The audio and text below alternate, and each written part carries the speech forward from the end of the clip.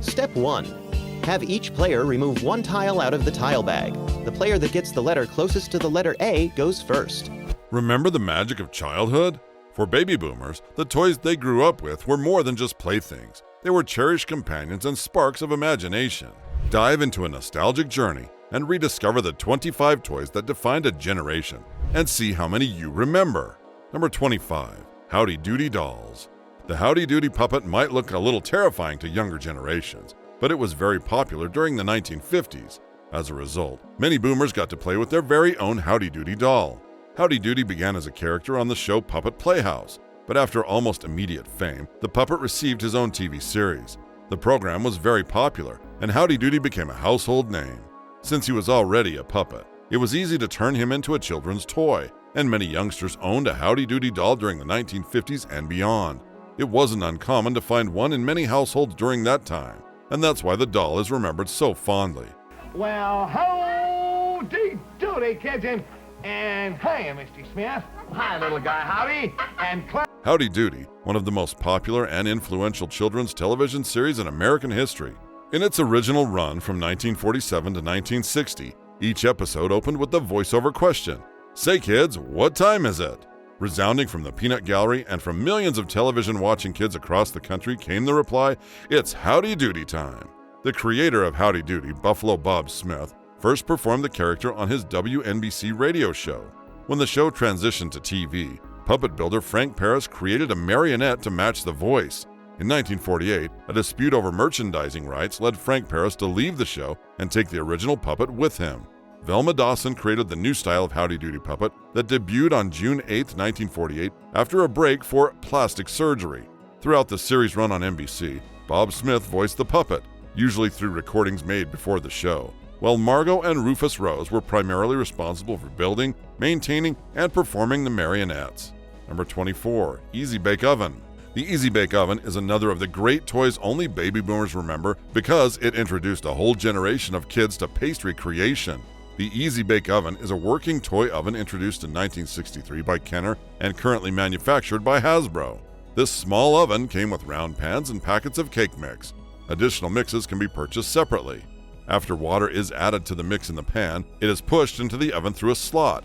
After cooking, the cake is pushed out through a slot on the other end.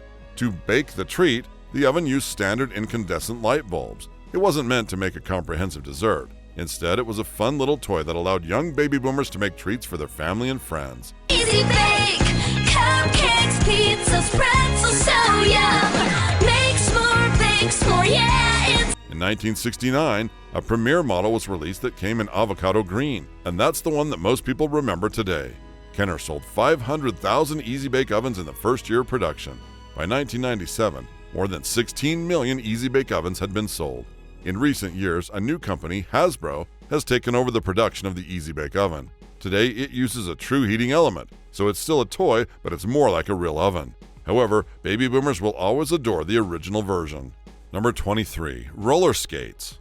Technically, roller skates were invented back in 1760 by John Joseph Merlin from Belgium. However, it was a very early prototype that was tough to steer and use. In 1863, however, New York businessman James Plimpton developed skates with 4 wheels that turned easily. Skating took off in all directions. Numerous companies developed clamp-on skates to fit on almost any pair of shoes. By the late 1870s, most towns boasted skating rinks with hard wooden floors. For a small admission price, men, women, and children raced, played games, and even danced on skates. In the early 20th century, massive skating rinks that accommodated thousands of visitors at a time opened in Chicago and New York. In the 1950s, the baby boom generation made roller skating a popular suburban pastime. While they were around for a while, roller skates really gained popularity during the 1950s and 1960s. Disco music fueled the second great wave of roller skating mania, as thousands of roller discos opened across the country. Many baby boomers loved to zip around during those days, and they remember them fondly. 20 years later, in 1979, skates themselves underwent a hallmark design transformation. The most graceful skater and the most improved skater. Ruby and her sister Hilda were really accomplished skaters. Scott Olson, a hockey player by trade, lined up the skate wheels under a hard boot and called it a rollerblade. An intense demonstration and promotional campaign transformed skating overnight, as the new, fast, agile, and comfortable skates quickly dominated the industry. While roller skates are still sold, many people these days prefer roller blades, so skates remain one of the toys only baby boomers remember. Number 22. Thing Maker. Back when baby boomers were children, there weren't any video games, so they had to use their imagination to come up with fun things to do. Enter the Thing Maker, which was originally called Creepy Crawlers. The kit included die-cast metal molds that were in the shape of bugs. To make the bugs, the kids would pour a liquid substance into the Thing Maker, which would heat it up to 390 degrees Fahrenheit. The liquid would then form the shape of the mold, and the kids could have their own pretend bugs. While boys like to play with bugs, tend to sort of settle out, so it's a good idea to shake your goop before squirting it into the mold. Anyway, then you squirt goop into the mold and you shoot different the Mattel company realized that the sky was the limit to the types of molds that they could produce. As the years went by, there were molds that could create flowers, mini dragons, fighting men, dolls, jewels, and more. Of course, the officials eventually became concerned about the extreme heat of the toy, and thus began its downfall, but baby boomers remember it fondly. Number 21. Lawn Darts. Also known as Jarts, lawn darts were a part of a yard game where players threw darts and attempted to hit targets. 2 players take turns and try to get the most points.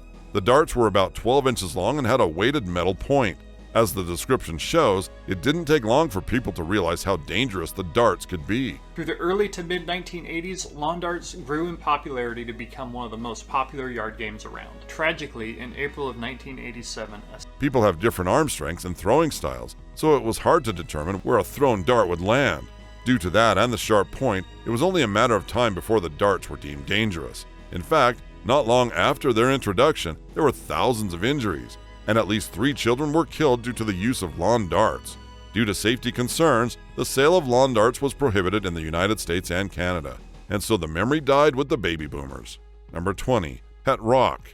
Baby boomers born in the 50s and 60s likely remember seeing or owning a pet rock. This was the brainchild of advertising executive Gary Dahl, who thought it would be clever to make a rock seem like a living, breathing pet. Open this up, and inside, but one thing that you get with your pet rock, for anyone that was interested, is you get a nest. People who bought a pet rock would get it in a cardboard box that came with ventilation holes and stray bedding so that the rock could be safe and comfortable. The pet rock even came with a 32-page instruction manual that advised buyers how to care for their new pet, but it was mostly comedic in nature. This was a relatively short fad lasting only about 6 months. However, one of those months was December, and so a lot of them were sold during the Christmas season. Towards the beginning of 1976, the rocks had to be discounted in most stores due to a lack of interest. Number 19. Chatty Cathy Doll. In 2024, kids can get dolls that do a number of things, from peeing a diaper to crawling around the house. However, during the baby boomer generation, technology was not as advanced. Still, they did have the Chatty Cathy Doll. As the name suggests, this was a toy that was meant to look like a 5-year-old doll. So it's not its original color, which would have been a lighter blue. This is a much darker blue. She's also wearing a dress under that, and she is wearing undergarments. And when you pulled a string on her back, she talked. The doll could say 11 different phrases at random. They included things like, "I love you," and "Please take me with you." It was quite a marvel at the time. After 1960, the doll was sold with multiple different outfits. The toy was so popular that variations of it showed up on many different television shows, including The Twilight Zone. Though there are many dolls that talk today, there was nothing like the original Chatty Cathy. Number 18. Wham-O Air Blaster. One of the toys only baby boomers remember is the air blaster from Wham-O. With it, young boomers could harness the power of the wind with the toy that shot a blast of compressed air up to 30 feet away. At any unsuspecting target. Air Blaster comes with its own spinning targets. Ammunition is free.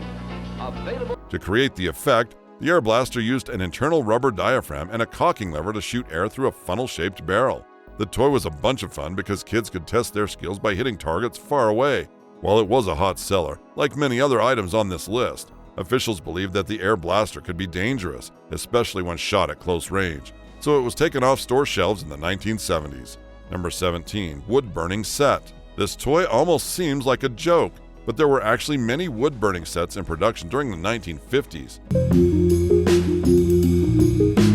Once the outline is done, you can move on to filling it in. I found that making small circles in This wasn't just for kids who were closeted pyromaniacs. Instead, it was a kit that typically included an electric pen that would heat up and allow kids to burn shapes and designs into pieces of wood. Essentially, it was an art set.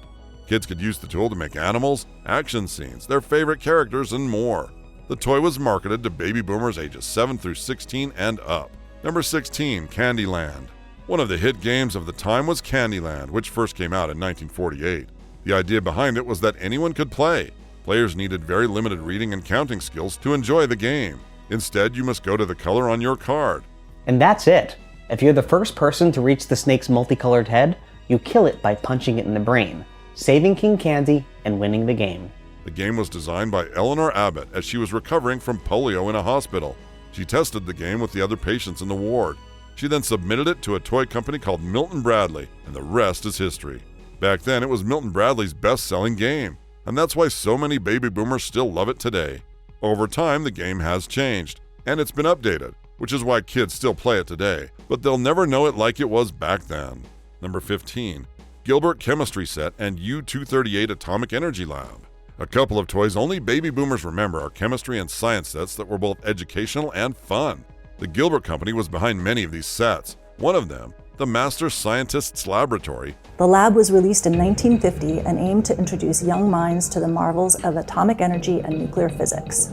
The creation of the atomic energy included a cabinet full of chemicals and tools. There were scales, beakers, a gas generator, a thermometer, and actual chemical substances. All in all, there were 128 pieces. Another item was the U-238 Atomic Energy Lab. For kids, this lab set was about as real as it gets. It included a cloud chamber where kids could watch the movement of alpha particles, the radioactivity of different substances, and radioactive disintegration on a fluorescent screen. The main set was $50, and it included various parts, including an electroscope, spinthariscope, nuclear spheres, and several instructional manuals. Both this and the chemistry set were like toys you'd never see today, but they were quite exciting back then. Number 14, Magic 8 Ball. Invented in 1946 and sold as a spherical paperweight, this novelty fortune-telling device became popular with both adults and children when it was redesigned in 1950 to look like a billiard ball. The Magic 8 Ball is a plastic sphere made to look like an oversized 8 ball. So here's the backside. This is the window that you appear. You can see right now there is a yes. Now it doesn't always line up every time. That is used for fortune-telling or seeking advice. It was invented in 1946 by Albert C. Carter and Abe Bookman, and it's currently manufactured by Mattel. The user asks a yes or no question to the ball, then turns it over to reveal an answer that floats up into a window. A standard Magic 8 Ball has 20 possible answers, including 10 affirmative answers, 5 non-committal answers, and 5 negative answers. Number 13, Clackers. Clackers, also known as clankers, kerbangers, lotto in the Philippines and most of Southeast Asia, and numerous other names, are toys that were popular in the late 1960s and early 1970s. Sometimes made with tempered glass and other times acrylic polymer, clackers were 2 balls on a string that made a satisfying clack sound. It's going up. No, I can imagine Bruce Lee. If you could swing them around just right and get them to smack together. Unfortunately, the balls sometimes exploded on contact and the toys were discontinued. Clackers were taken off the market in the United States and Canada when reports came out of children becoming injured while playing with them. Fairly heavy and fast-moving, and made of hard acrylic plastic, the balls would occasionally shatter upon striking each other. Number 12, Colorforms. Colorforms is a creative toy named for the simple shapes and forms cut out from colored vinyl sheeting that cling to a smooth backing surface without adhesives. These pieces are used to create picture graphics and designs, which can then be changed countless times by repositioning the removable color forms. The name also refers to the specific registered trademark brand these products are produced under, as well as the company that manufactures the toys, Colorforms Brand LLC. Sets initially featured basic geometric shapes and bright primary colors on black or white backgrounds. 16 men on a dead man's chest, yo-ho-ho, and a bottle of milk. Look what this pirate just dug up. Colorform's Popeye cartoon kit. Eventually, however, the Colorforms line evolved to include full-color illustrated playsets, games and puzzles, interactive books, and creative activity sets for children of all ages. The licensing of media properties related to contemporary pop culture became integral to the product and the company's success. Since its inception, more than 1 billion Colorforms playsets have been produced and sold. The Colorforms concept was developed by Harry and Patricia Kislevitz in 1951, firmly rooted in the modernist design ethos and reflecting the color-filled abstract style prevalent at the time. Number 11, Mystery Date Game. Another board game that many baby boomers will remember fondly is Mystery Date, which was marketed to girls 6 through 14 years old. To play, 2 to 4 players would go around the board while trying to assemble an outfit and try to match it to the outfit of the date at the mystery door. If properly selected, you could go on a date to one of 5 places, including a bowling alley, formal dance, the beach, or go skiing. However, you wanted to avoid the dud date. There have been some revisions of the game over the years. The 1999 version of the game included an electronic talking phone to converse with the dates. Future Captain America actor Chris Evans is on the box using the phone as Tyler, the beach date. The book Timeless Toys describes Mystery Date as if it were the result of crossing Barbie in all her high fashion glory with 1965's biggest game show, Let's Make a Deal, calling it an example of simple yet ingenious quality typically associated with Marvin Glass. It is now considered one of the most sought-after games from the 60s. But it's hard to imagine a game like this finding success these days. Still, baby boomers enjoyed it. Number 10. Mr. Potato Head. Originally sold as a set of accessories to decorate a real, not included potato with, this creative toy eventually came to include a plastic potato body. In 1952, a Mr. Potato Head ad became the first television commercial aimed directly at children. Mrs. Potato Head was later introduced, and the couple has appeared regularly in the Toy Story franchise. Mr. and Mrs. Potato Head both appeared in the Toy Story franchise, voiced by Don Rickles and Estelle Harris. Additionally, in 1998, the Mr. Potato Head show aired but was short-lived. Slow down! Slow down! What's the hurry? You're driving like a maniac! Are you listening? Are you listening? I can't stand it when you ignore me. This wind is mussing up my hair. Oh, don't give me that look. Watch the road! With only one season being produced. As one of the prominent marks of Hasbro, a Mr. Potato Head balloon has also joined others in the annual Macy's Thanksgiving Day Parade. Toy Story Midway Mania in Disney California Adventure and at the Disneyland Resort also features a large talking Mr. Potato Head. Hasbro updated the brand in 2021, dropping the honorific in the name and marketing the toy simply as Potato Head, while retaining the individual characters of Mr. and Mrs. Potato Head. Number 9. Matchbox Cars. Introduced by the British die-casting company Lesney, Matchbox became the best-selling brand of miniature die-cast car models in the world by 1968 and inspired the American Hot Wheels toy car line. Matchbox was bought by Hot Wheels parent company Mattel in 1997. The brand was given its name because the original die-cast Matchbox toys were sold in boxes, similar to those in which matches were sold. The brand grew to encompass a broad range of toys, including larger-scale die-cast models, plastic model cars, slot car racing, and action figures. During the 1980s, Matchbox began to switch to the more conventional plastic and cardboard blister packs that were used by other die-cast toy brands such as Hot Wheels. By the 2000s, the box-style packaging was reintroduced for the collector's market, such as the 35th anniversary of Superfast series in 2004 and the 50th anniversary of Superfast in 2019. Products currently marketed under the Matchbox name include scale model plastic and die-cast vehicles and toy garages. Number 8. Scrabble. Invented in 1938 and rejected by large game manufacturers, Scrabble finally took hold in 1952 after Macy's president Jack Straus played the game and decided to stock it in his stores. The family favorite word game has sold well ever since. Scrabble is a word game in which 2 to 4 players score points by placing tiles, each bearing a single letter, onto a board game divided into a 15 by 15 grid of squares.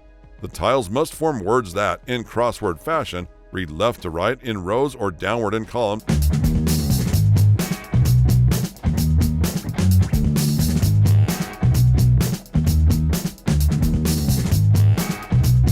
and are included in a standard dictionary or lexicon. American architect Alfred Mosher Butts invented the game in 1938. Scrabble is produced in the United States and Canada by Hasbro, under the brand of both of its subsidiaries, Milton Bradley and Parker Brothers. Mattel owns the rights to manufacture Scrabble outside the US and Canada. As of 2008, the game is sold in 121 countries and is available in more than 30 languages. Approximately 150 million sets have been sold worldwide, and roughly 1/3 of American and half of British homes have a Scrabble set. There are approximately 4,000 Scrabble clubs around the world. Number 7. Sketch-O-Matic.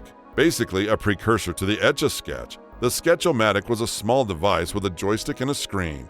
Baby boomer kids could use the joystick to make pictures on the screen. There were limitations, but children could use their imagination and have a blast. When they were done, they could move a plastic lever on the top of the screen to erase the picture. This was a simple toy, but there were few like it back in the day, and so it was a hit. Stretch-O-Matic has a rectangular screen with a joystick handle, which can be moved to draw lines and shapes.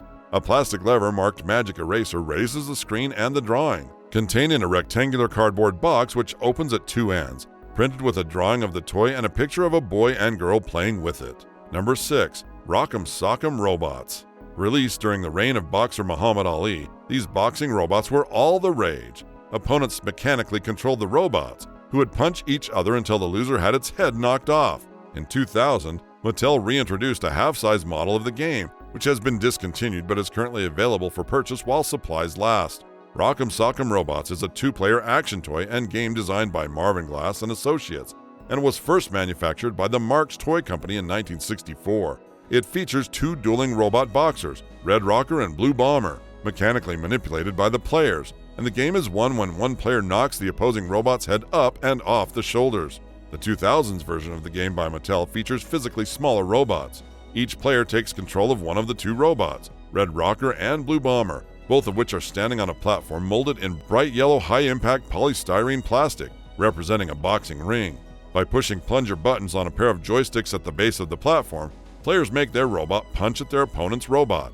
If a robot's head is hit with sufficient force and at a suitable angle, the head will overextend away from the shoulders, signifying that the other player has won the round. The losing player then pushes the head back down to the shoulders to get ready for the next round.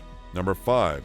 Little Miss Echo. Sold through Sears and Montgomery Ward catalogs, Little Miss Echo was produced during an early 60s fad for talking dolls. What made this talking doll different was an internal tape recorder that allowed her to repeat words or songs spoken to her. She is 30 inches tall, retailed for $14.99 in the 1965 Sears Christmas Wish book. The batteries were sold separately. D batteries were 16 cents each or 4 for 60 cents, and the 9-volt batteries sold for 35 cents each. The version sold in the Sears catalog had a dress that was exclusive to Sears and was style number 3002. It was a party dress with a black U-shaped bodice with white skirt and sleeves. Let's see what's in the fridge.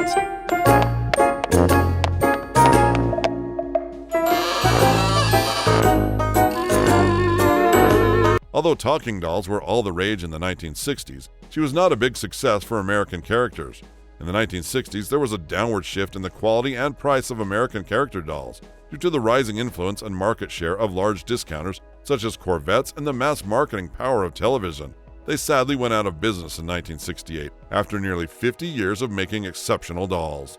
Number 4. Vacuform. These days we have 3D printers. To use them, you can find or design a 3D model and then use a machine with a nozzle that disperses wax or a plastic polymer to add layer by layer until your design becomes a physical item. Baby boomers couldn't imagine technology like that back in the 1960s. Instead, they had the Vacuform. To use this, kids could put a rectangular piece of plastic into a holder and heat it over a metal plate. When the plastic was soft, it could be shaped into a preset mold. Kids could make toy cars, little figurines, and a variety of plastic toys. This is another toy that likely wouldn't be available today due to safety concerns, but it was amazing back then.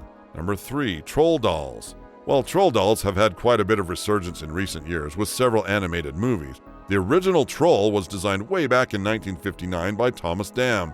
He was a Danish woodcutter who modeled the trolls after those in old Scandinavian folklore. By the early 1960s, trolls had become one of the biggest toy fads in the country and were sold by different companies. During that time, it was fun to set a troll on a desk or trade them with friends. They were great because almost every one of them was different and youngsters wanted to collect them all. Troll dolls came in a range of sizes. You can find very tiny trolls at only 2 or 3 inches tall up to very large trolls at 18 inches or so. Any troll at 12 inches or so is considered very large, with trolls over that considered gigantic. The company Dam Things was started by Thomas Dam, a Danish man who invented the original trolls. Dam, a woodcutter, made the first troll for his daughter out of wood when he was too poor to buy her a toy. Other children in the town soon wanted one, so Dam started a company to make them out of plastic. Dam had some trouble with his copyright, which allowed many other companies to produce trolls and troll clones, including Kniveform, Reisler, Unita or Wishnix, and Playmates. Number 2. G.I. Joe.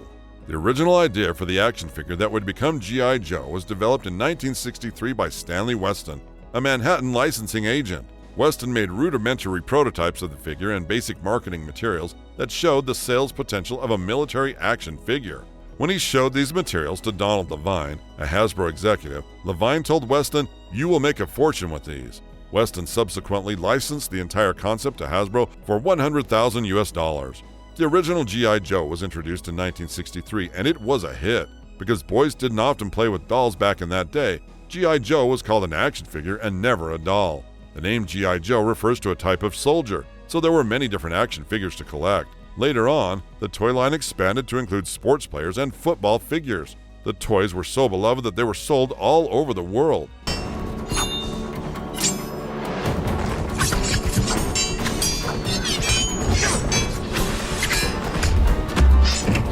While there are still new G.I. Joe toys made today, they're nowhere near as popular as they were when the baby boomers were kids. G.I. Joe is an American media franchise and line of action figures owned and produced by the toy company Hasbro. The initial product offering represented 4 branches of the U.S. Armed Forces, with the Action Soldier, the U.S. Army, Action Sailor, the U.S. Navy, Action Pilot, the U.S. Air Force, and the Action Marine, the U.S. Marine Corps, and later on the Action Nurse. The name is derived from the usage of G.I. Joe for the generic U.S. soldier, itself derived from the more general term G.I. The development of G.I. Joe led to the coining of the term action figure.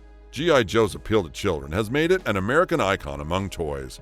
Number 1. Original Barbie Dolls. Barbie dolls really never went away, but they've changed by leaps and bounds when compared to how they were when they were first introduced. The toy was first created by Ruth Handler, who made paper dolls for her daughter and saw that she'd like to give the dolls adult roles and jobs. Seeing the potential, Ruth told her husband about the idea, and Barbie was officially introduced in 1959.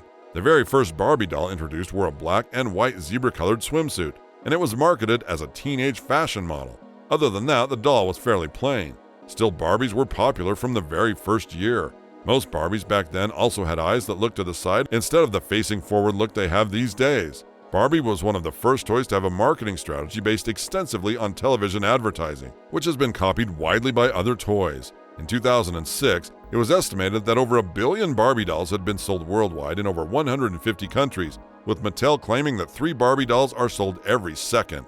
Barbie had a huge year in 2023 with the release of her very own movie, and so the future remains bright. Speaking of movies, if you'd like to see more films that were popular back in the day, check out the beloved baby boomer films that are now part of college curriculums. Thanks for watching. If you enjoyed revisiting these classic toys, make sure to hit that like button and subscribe for more blasts from the past. Don't forget to ring the bell so you never miss an update. Comment below with your favorite toy from the list, or let us know if we missed any of your childhood favorites. Until next time, stay awesome and keep the memories alive.